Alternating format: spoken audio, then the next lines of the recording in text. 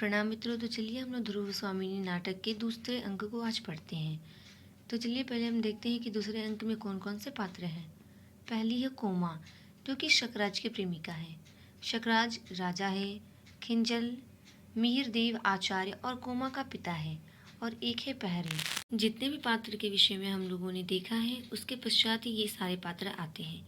तो चलिए हम इस नाटक को पढ़ते हैं। एक दुर्ग के भीतर सुनहले काम वाले खंभों पर एक दालान, बीच में छोटी छोटी सी सीढ़ियाँ, उसी के सामने कश्मीरी खुदाई का सुंदर लकड़ी का सिंहासन, बीच के दो खंभे खुले हुए हैं, उनके दोनों ओर मोटे मोटे चित्र बने हुए तिब्बती ढंग से रेशमी पर्दे पड़े हैं। सामने बीच में छोटा सा आंगन की तरह, जिसके दोनों ओर क्यारियाँ, उसमें दो चार पौधे और लताएं फूलों से लदी दिखाई पड़ती है। अर्थात मंच की दशा इस प्रकार है। तो चलिए हम आगे के नाटक को पढ़ते हैं। कोमा धीरे धीरे पौधों को देखती हुई प्रवेश करके इन्हें सींचना पड़ता है, नहीं तो इनकी रुखाई और मलिनता सौंदर्य पर आवरण डाल देती है। देखकर आज तो इनके पत्ते धुले हुए भी नहीं हैं, इनमें फूल जैसे मुकुलित होकर ही रह गए हैं। खिलखिलाकर हंसने का मानो इन्हें बल नहीं। सोचकर ठीक इधर कई दिनों में महाराज अपने युद्ध विग्रह में लगे हुए हैं और मैं भी यहाँ नहीं आई, तो फिर इनकी चिंता कौन करता।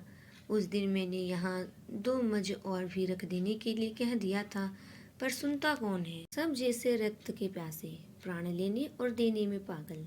वसंत का उदास और असल पवन आता है चला जाता है, कोई उस स्पर्श से परिचित नहीं। ऐसा तो वास्तविक जीवन नहीं है। सीढ़ी पर बैठकर सोचने लगती है। प्रणय प्रेम जब सामने से आते हुए तीव्र आलोक की तरफ आंखों में प्रकाश पुंज उड़ेल देता है, तब सामने की सब वस्तुएं और भी अस्पष्ट हो जाती है।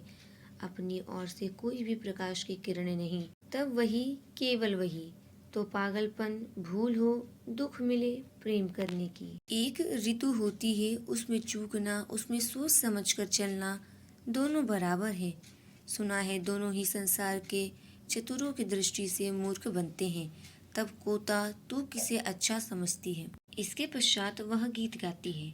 यौवन तेरी चंचल छाया, इसमें बैठे घूट भर पी लूं जो रस तू है लाया। मेरे प्याले में पद बनकर कब तू छली समाया, जीवन वंशी के छिद्रों में स्वर बनकर लहराया।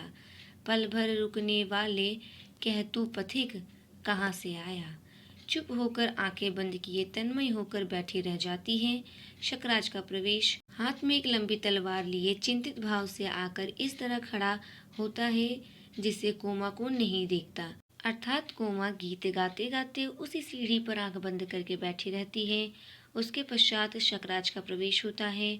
वह अपने हाथों में एक लंबी तलवार और चिंतित भाव से आते हैं और इस प्रकार खड़े होते हैं कि उसे कोमा नहीं दिखती है। शकराज, खिंजल अभी नहीं आया, क्या वह बंदी तो नहीं कर लिया गया?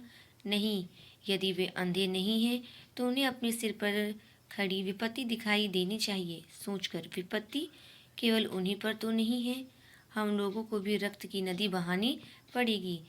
चित्त बड़ा चंचल हो रहा है, तो बैठ जाऊं, इस एकांत में अपने बिखरे हुए मन को संभाल लूं। इधर उधर देखता है। कोमा आहट पाकर खड़ी होती है। उसे देखकर, अरे कोमा, कोमा, कोमा, हाँ महाराज, क्या आज्ञा है? शकराज उसे स्निग्ध भाव से देखकर, आज्ञा नहीं कोमा, तुम्हें आज्ञा न दूंगा। तुम रूठी हुई सी क्यों बोल रही हो? कोमा, रूठने का सुहाग मुझे मिला कब? शकराज, आजकल मैं जैसी भीषण परिस्थिति में हूँ उसमें अन्य मनस्क होना स्वाभाविक है, तुम्हें यह भूल न जाना चाहिए। कोमा, तो क्या आपकी दुश्चिंताओं में मेरा भाग नहीं? मुझे उससे अलग रखने से क्या वह परिस्थिति कुछ सरल हो रही है? शकराज, तुम्हारे हृदय को उन दुर्भावनाओं में डालकर व्यथित नहीं करना चाहता। मेरे सामने जीवन मरण का प्रश्न है। कोमा, प्रश्न स्वयं किसी के सामने नहीं आते। मैं तो समझती हूँ मनुष्य उन्हें जीवन के लिए उपयोगी समझता है। मकड़ी की तरह लटकने के लिए अपने आप ही जाला बुनता है। जीवन का प्राथमिक प्रसन्न उल्लास मनुष्य के भविष्य में मंगल और सौभाग्य को आमंत्रित करता है। उससे उदासीन न होना चाहिए महाराज। शकराज, सौभाग्य और दुर्भाग्य मनुष्य की दुर्बलता के नाम है। मैं तो पुरुषार्थ को ही सबका नियामक समझता हूँ। पुरुषार्थ ही सौभाग्य को खींच लाता है। हाँ, मैं इस युद्ध के लिए उत्सुक नहीं था कोमा, मैं ही दिग्विजय के लिए नहीं निकला था। फिर कोमा कहती है, संसार के नियम के अनुसार आप अपने से महान के सम्मुख थोड़ा सा विनीत बनकर उस उपद्रव से अलग रह सकते थे। शकराज, यही तो मुझसे नहीं हो सकता। कोमा शकराज को समझाती है कि आपको इस प्रकार का कोई कार्य नहीं करना चाहिए जिससे कि उपद्रव हो, विद्रोह हो, इसीलिए आपको इन सभी चीजों से दूर रहना चाहिए। तब शकराज कहता है कि यही तो मैं नहीं कर सकता। इसके पश्चात कोमा कहती है कि अभाव में, लघुता में मनुष्य अपने को महत्वपूर्ण दिखाने का अभिनय ना करे तो क्या अच्छा नहीं है? शकराज चिढ़कर, यह शिक्षा अभी रहने दो कोमा, मैं किसी से बड़ा नहीं हूँ तो छोटा भी नहीं बनना चाहता। तुम अभी तक पाषाणी प्रतिमा की तरह वहीं खड़ी हो, मेरे पास आओ। अर्थात शकराज कहते हैं कि चिढ़कर, मैं किसी से अगर बड़ा नहीं हूँ तो मैं किसी से छोटा भी नहीं हूँ, और तुम अभी तक पाषाणी अर्थात कि पत्थर की मूर्ति बनकर वहीं क्यों खड़ी हो, मेरे पास आओ। फिर कोमा कहती है, पाषाणी? हाँ राजा, पाषाणी के भीतर भी कितने मधुर स्रोत बहते रहते हैं।